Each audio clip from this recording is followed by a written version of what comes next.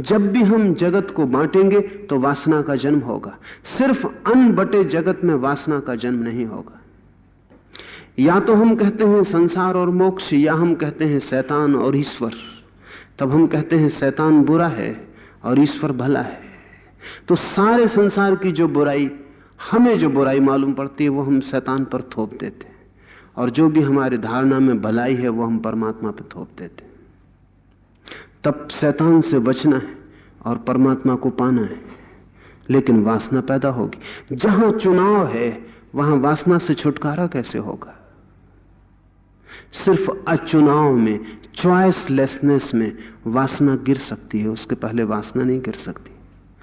लाओ से की बात ठीक से समझ में आ जाए तो वासना छोड़नी नहीं पड़ती, वासना का उठना ही असंभव हो जाता है। और जिस वासना को छोड़ना पड़े वो छूटेगी नहीं, क्योंकि वासना को छोड़ने की कोशिश में भी आप और किसी वासना का सहारा लेंगे। जब भी आप एक वासना को छोड़ेंगे तो दूसरी वासना के सहारे छोड़ेंगे, तो एक छूट जाएगी और दूसरी पकड़ जाएगी, और तब इलाज बीमारियों से भी ज्यादा बदतर सिद्ध होते हैं। क्योंकि एक बीमारी हटती नहीं कि जिसे हमने औषधि समझी थी वो बीमारी हो जाती और वो हमें पकड़ लेती। इसलिए संसार को छोड़कर भागने वाला जो सन्यासी है, उसका सन्यास भी एक रोग है, होगा ही, क्योंकि उसके सन्यास में समग्रता नहीं है, वो भी एक खंड है। तोड़ के, बचा के, जबरदस्ती आसपास दीवारें खड़ी करके वो सन्यास को बचा रहा है, और जिस सन्यास को बचाना पड़ता हो वो मुक्ति नहीं ला सकता। और जिस सन्यास को किसी चीज के विपरीत खड़ा हो वो अपने विपरीत से जुड़ा रहता है, वो विपरीत का ही हिस्सा होता है, उसका प्राण अपने विपरीत में ही होता है। संसार के विपरीत जो सन्यास होगा वो सन्यास नाम मात्र को होगा, वो एक नए ढंग का संसार होगा। शक्ल बदल जाएगी, व्यवस्था बदल जाएगी, लेकिन मूल रोग अपनी जगह होगा। मैंने सुना है कि मुल्ला नसरुद्दीन अपना चिकित्सा, अपनी मानसिक चिकित्सा करवा रहा था। वर्षों के बाद उसके एक मित्र ने पूछा कि अब तो चिकित्सा मालूम होता है पूरी हो गई, क्योंकि तुम चिकित्सक की तरफ जाते हुए दिखाई नहीं पड़ते, क्या लाभ हुआ तुम्हें? तो मुल्ला नसरुद्दीन ने कहा कि मेरी बीमारी यह थी कि मैं हर छोटी छोटी चीज से भयभीत हो जाता हूं। ऐसा भी नहीं कि कुछ हो रहा हो तब भयभीत होता हूं, होने की आशंका से, हो ना जाए इस कल्पना से भी भयभीत हो जाता हूं। उदाहरण के लिए मेरी हालत ऐसी थी चिकित्सा के पहले कि टेलीफोन रखा हुआ है तो कहीं घंटी ना बजने लगे, कोई किसी से बात ना करनी पड़े तो मैं कंपने लगता था, घबराने लगता था, और घंटी अगर बज गई तो मैं इतना घबरा जाता था कि मैं उठ ही नहीं सकता था अपनी जगह से। तो उसके मित्र ने पूछा तो अब तो तुम ठीक हो गए, अब क्या हालत है? मुल्ला नसरुद्दीन ने कहा कि मैं अब इतना ठीक हो गया हूं कि अब हालत ऐसी है कि घंटी ना भी बजे तो भी दिन में 20 दफे मैं फोन पे जवाब देता। तब घंटी भी बजती थी तो उठ नहीं सकता था, अब घंटी नहीं भी बजती तो कोई फिक्र नहीं, मैं तो फोन उठा के जवाब दे ही देता। एक बीमारी से दूसरी बीमारी में चले जाना बहुत आसान है, और विपरीत बीमारी में चले जाना तो एकदम आसान है, लेकिन मूल रोग अपनी जगह खड़ा रहता है। जहां भी हम विपरीतता खड़ी करते हैं वहीं उपद्रव हो जाता है। लाओस से कहता है सारा जगत, ये सारा अस्तित्व ताओ का प्रवाह है, धर्म का प्रवाह है। ये यहां माया और ब्रह्म ऐसे दो नहीं है, ये जो माया दिखाई पड़ रही ये भी ब्रह्म का ही प्रवाह है।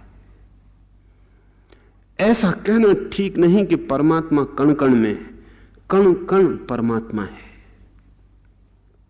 यह कहना भी भ्रांत है कि कण कण में परमात्मा है, क्योंकि तब हमने कण को अलग कर लिया और परमात्मा को ऐसे डाल दिया जैसे डब्बे के भीतर कोई किसी चीज को रख देता। लाओसे की दृष्टि में कण कण में परमात्मा है ऐसा कहना ठीक नहीं। कण कण ही परमात्मा है। यहां परमात्मा के अतिरिक्त कुछ है ही नहीं। मगर तब हमें कठिनाई होगी, क्योंकि तब हम किससे लड़ेंगे? और बिना लड़े अहंकार खड़ा नहीं होता। तब हम किसको जीतेंगे, किसको दबाएंगे, किसको नष्ट करेंगे? क्योंकि बिना लड़े अहंकार को कोई मजा नहीं होता। अगर सभी कुछ परमात्मा है तो हम एकदम खाली हो जाएंगे, हमारी सारी लड़ाई खो गई, लड़ने को कुछ भी ना बचा।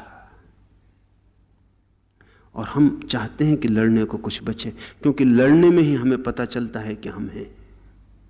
जितना हम लड़ते हैं उतना हमें पता चलता है कि हम हैं। जब आपको कुछ करने को नहीं होता तब आपको ऐसा लगता है आप मिट गए।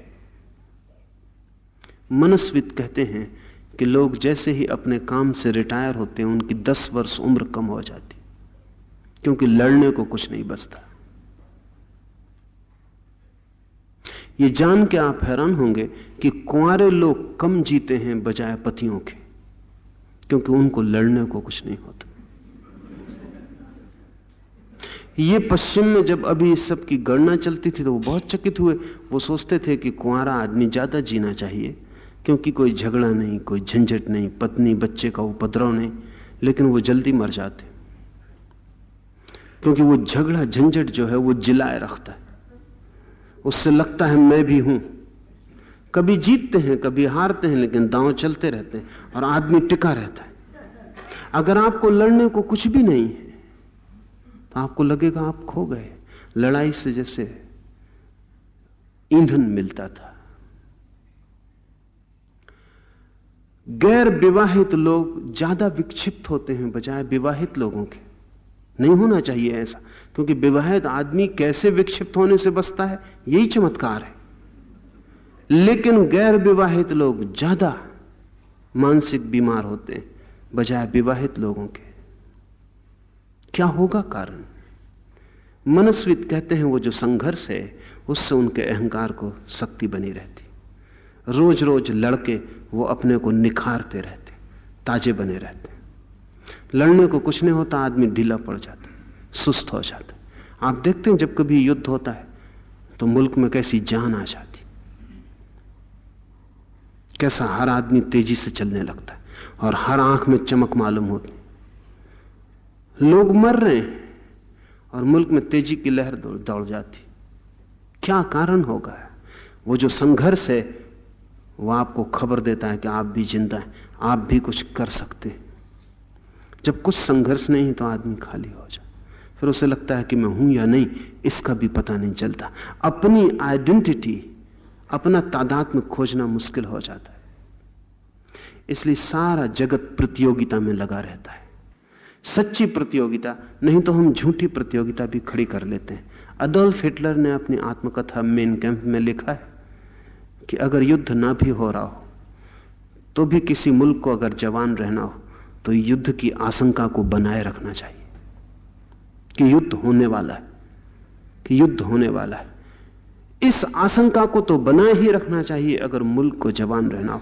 असली युद्ध ना हो तो नकली युद्ध की हवा, ये जो कोल्ड वार चलती है दुनिया में, वो उसी लिए चलती है। क्योंकि युद्ध हमेशा चलाए रखना आसान नहीं है, लेकिन ठंडा युद्ध हमेशा चलाया जा सकता है। उससे लोग जिंदा मालूम पड़ते हैं। आप भी अपनी जिंदगी में प्रतियोगिता खोजते रहते हैं। अगर बाजार से मन नहीं भरता तो ताश फैला के टेबल पे बैठ जाते, लड़ाई शुरू। ताश के ऊपर लड़ाई शुरू। शतरंज रख लेते हैं। अब घोड़े और हाथी असली लेके लड़ाई पे जाना जरा मुश्किल, तो लकड़ी के घोड़े हाथी चलाने लगते और युद्ध का पूरा मजा। आप दिन भर के थके थे, वो थकान एकदम खो जाती। जैसी शतरंज बिछाई गई वो थकान खो गई। अब आप पूरी रात टिके रह सकते हैं। कौन ये शक्ति देता है आपको? ये शक्ति कहां से आती है? ये शक्ति आती है अहंकार के संघर्ष से। इसलिए आप देखते हैं कि सन्यासी के चेहरे पर जो रौनक दिखाई पड़ती है, लड़ने वाले सन्यासी के चेहरे पर, वो रौनक कुछ तपस्या का कारण नहीं, वो एक ऐसी लड़ाई में लगा हुआ है जहां अहंकार की तृप्ति की बड़ी सुविधा है। आपकी लड़ाई दो कौड़ी की, इसलिए जब भी आप उसके पास जाएंगे वो कहेंगे क्या कर रहे हो, क्या इकट्ठा कर रहे हो? क्षणभंगुर संपदा। इस जीवन में क्या रखा है? हमारी तरफ आओ। हम उस जीवन को खोज रहे हैं जो शाश्वत है। हम उस संपदा की तलाश में हैं जो कभी नष्ट नहीं होती। वो एक बड़ी लड़ाई लड़ रहा है। उस बड़ी लड़ाई में उसमें रौनक है, ताजगी है, वो टिका हुआ है, लेकिन वो लड़ाई अहंकार को निर्मित कर रही है। और ध्यान रहे, अहंकार की रौनक रुग्ण है और अहंकार की रौनक विषाक्त है। लाओस से कहता है कि ताओ का प्रवाह है सब कुछ, बाढ़ की भांति ताओ ही सब तरफ बह रहा है। सभी कुछ स्वीकार करने जैसा है, यहां अस्वीकार करने जैसा कोई कुछ भी नहीं है, क्योंकि जो भी अस्वीकृत हो रहा है वह भी परमात्मा है। मगर इतना बड़ा हृदय चाहिए स्वीकार करने का। फिर अस्वीकार करने के लिए तो क्षुद्र हृदय काफी है। इसलिए जो आदमी जितने छोटे हृदय का होता है उतना अस्वीकार करता रहता है, उतना निषेध करता रहता है। ये भी ठीक नहीं, ये भी ठीक नहीं, ये भी ठीक नहीं, इंकार करता रहता है। बहुत छोटा संकीर्ण हृदय है। अगर आप पूरे अस्तित्व को हां कह सके तो ही आपको परमात्मा की प्रतीति शुरू होगी। वो कहीं छिपा नहीं है, वो यहीं प्रकट है। वो सब जगह प्रकट है। सभी रूप उसके, सभी अभिव्यक्तियां उसकी हैं, सभी घटनाओं में वो छिपा है। जिसको हम बुरा कहते हैं वो हमारी व्याख्या है, जिसको हम भला कहते हैं वो हमारी व्याख्या है। लेकिन परमात्मा बुरे में भी है और भले में ही, क्योंकि हमारी व्याख्याएं परमात्मा को निर्धारित नहीं करती।